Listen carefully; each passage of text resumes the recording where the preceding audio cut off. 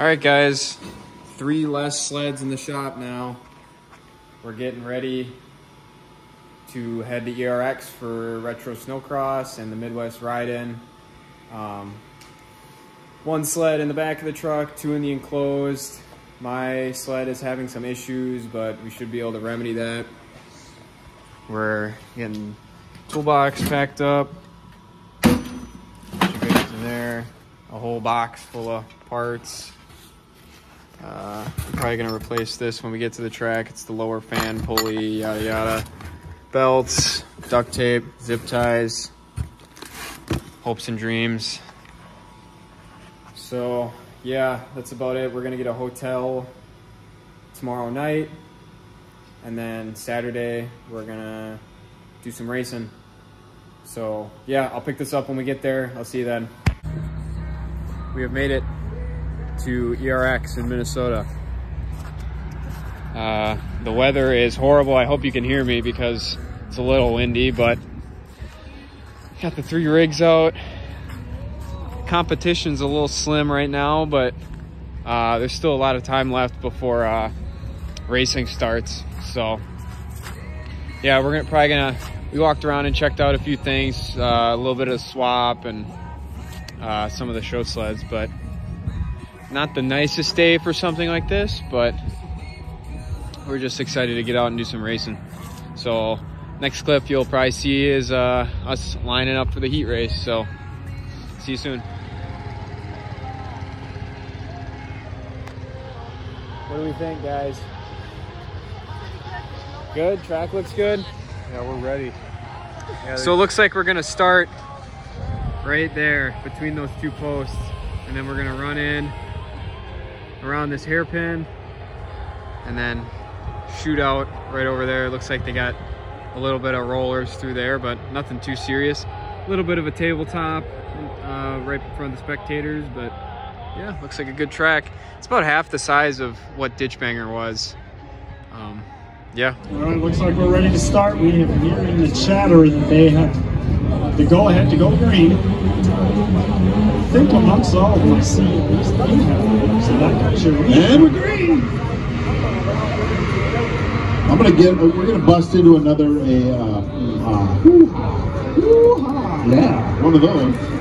We're gonna do another treasure hunt. Treasure hunt. What's in your pocket? Whoever can I provide. heard somebody come in the announcement booth said we have beers for you guys. Beers. That guy is a genius. He just moved up in mine. It's a banquet beer.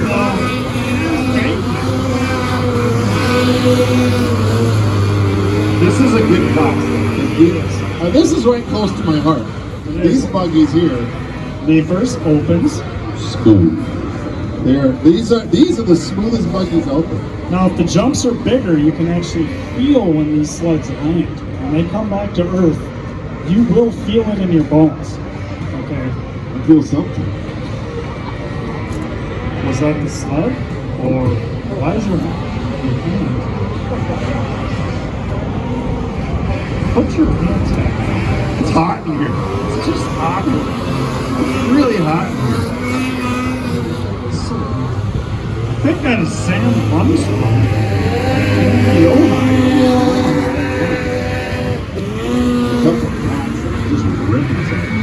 There is. And the thing is, I can hardly see the numbers on the front sled, but I trust that our storing crew. And I think those are the big the big single cylinder tanks. Yeah. The big mod Sax motors. Yeah. Well, they are out there with the got sackers. That's right. So they should be really careful, right? They should, because you're going to be got. Who's chasing who? You got the big sax motor, the got sackers are out there. So they're actually racing scared. I would.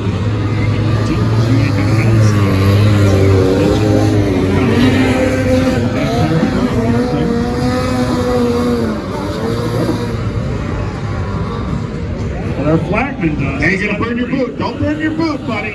Don't burn your boot. Stick your boot in the fire, man. Hold her tight. Hold her tight.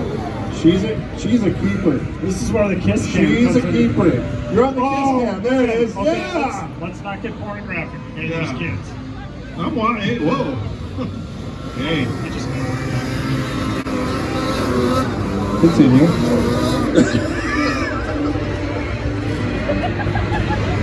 green flag. Striker gear. I like that. That's good question. You work there? No? Josh is just annoying. Like, these guys are weird. We should move and stand somewhere else. Just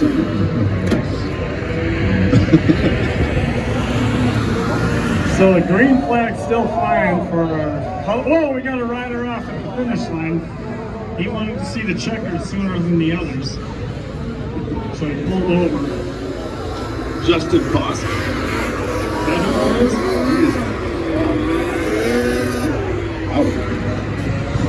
It's a good looking buggy though. It is. It's got the extra scoop on there to give it a little more air into the old.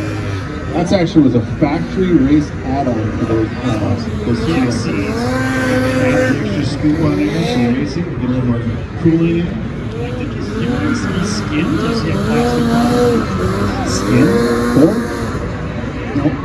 Or against. It's just getting weird up here. It could be the alcohol. You know, it's a lot better when you wear pants. I'm not going to tell you to do what you want to do.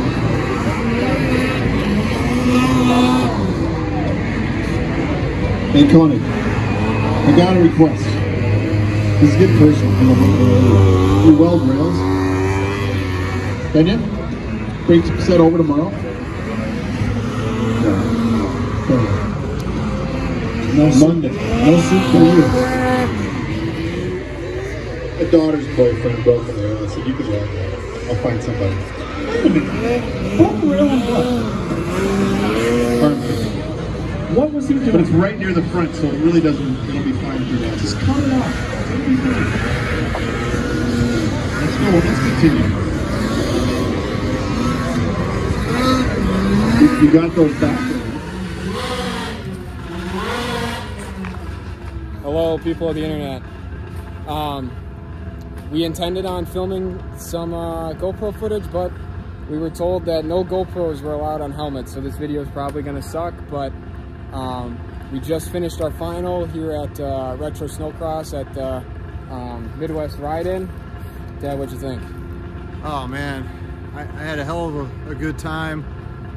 It wasn't an old man's course. It was a little rougher than the ditch banger usually or was last year, but I had a lot of fun. It's a nice day for it. Unfortunately, they don't have any snow here, and we may just have to dub this or clip these few clips that we got into a different video for you guys. But yeah, we had a good day. Otherwise, I am just absolutely gassed. I think all three of us are gassed. Griffin finished second. I was giving it a good run at third for a while, but couldn't hang on. So I ended up in fourth, and I think Dad was about half a lap down, but yeah, he was fifth. I think I came in fifth. I don't know, I had some good racing.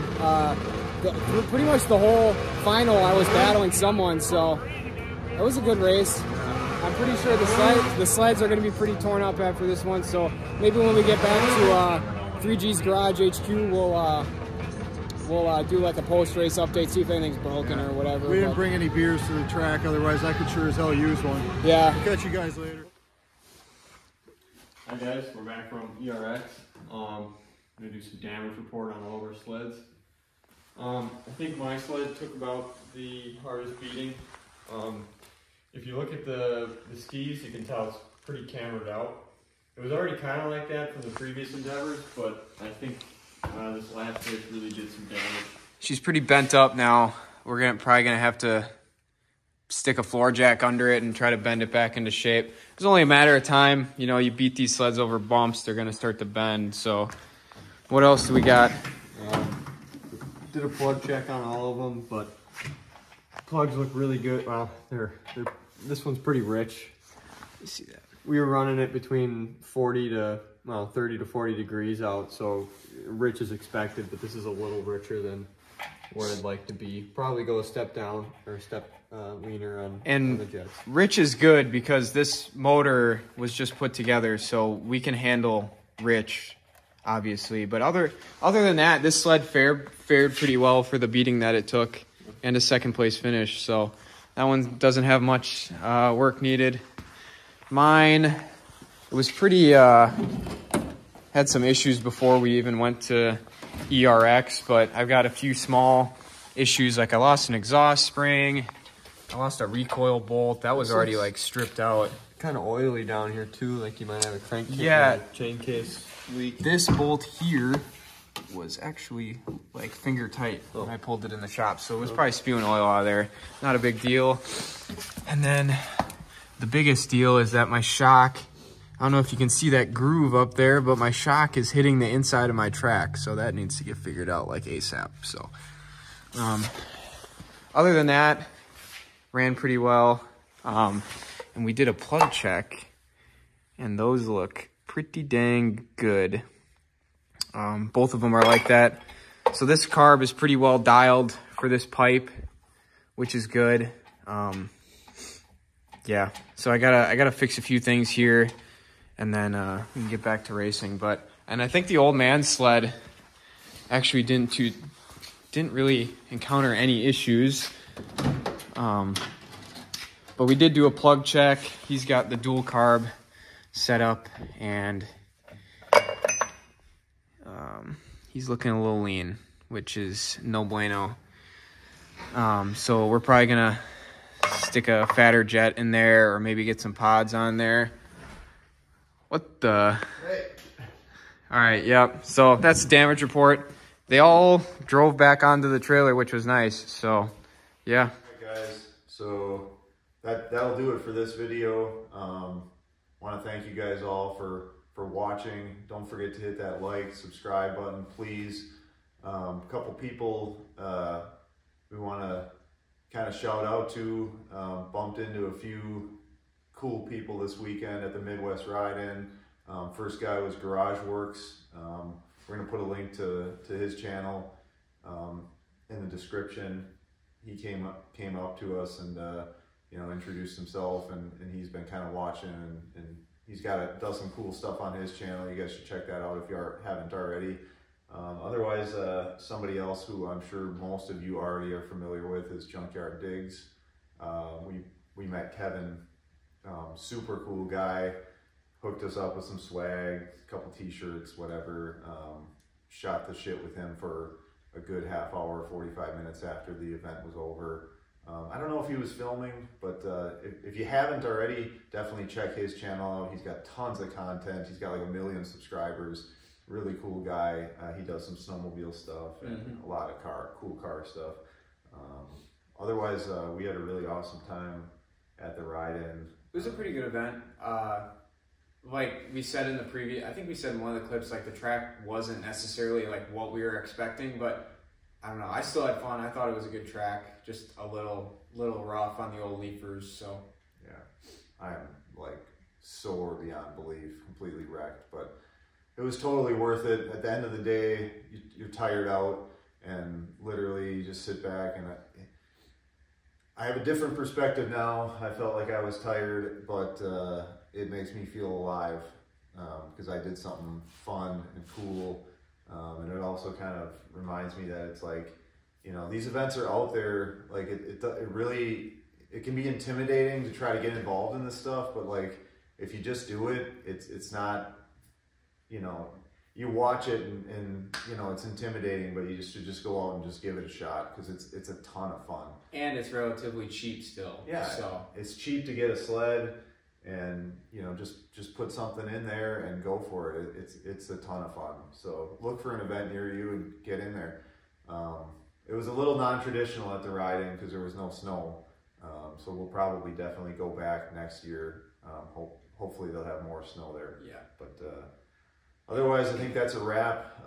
Unfortunately, we didn't get any first-person race footage. We let you guys know about that. We weren't really prepared to change our setups. We were going with the helmet cams, and that didn't pan out. So we'll fix that in the future so we can get you guys some of that footage. But now. All the work is done, so we had a good fella stop by, a friend of the channel, Taylor, dropped us off some Corona Extra, and we hooked him up with some parts for his sled. He was in need of some parts for his crusty old XLV, so we traded him a few beers for it. Yeah, it's pretty cool to meet him. He's a cool guy too. So, unfortunately, I don't think these are twists. Are they so, not? What do you got there? Oh, this is the Wallet Ninja. This video is brought to you. Oh, yeah, no, I'm just kidding. It's the only bottle opener we got in the shop. Wallet Ninja. Little Wallet Ninja, sponsor us. I don't even. How's this? Everyone hit the Wallet Ninja.